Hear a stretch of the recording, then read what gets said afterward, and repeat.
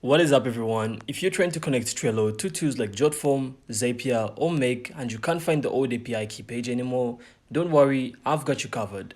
In this video, I'm going to show you the new and correct way to get your Trello API key and token. So first, simply make sure you're logged into your Trello account.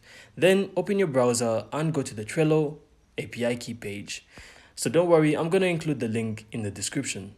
So if you land on a page talking about developer API keys and power-ups, that's exactly where you want to be. So on this page, simply click Go to the Power Up Admin Portal. This is where Trello now manages API keys. So next, you can then click Create New Power Up and you'll then be able to name it anything you want. Also choose a workspace, then finally create it.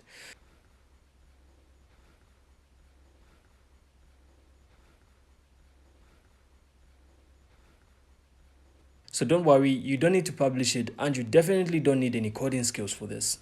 So once the Power Up is created, you can then open it and go to the API key section. From here, you'll then be able to see your API key right here. So once you see it, simply copy it because this replaces the old personal API key that Trello used to give you. So now we just have to get the token. So simply open up a new tab and paste this authorization link. So always make sure you replace your API key with the new key you just copied. So once you do all that, you will then have to click allow if a prompt comes up, and Trello will then display your API token. So simply copy that token and keep it safe. And that's it. So whenever an app asks for your Trello credentials, simply paste the API key from the Power Up and the token you just generated.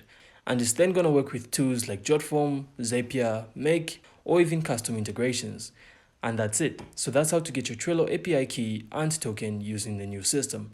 So I really hope you found this insightful, and if you did, then make sure to leave a like and of course subscribe. Then we'll see you on the next one.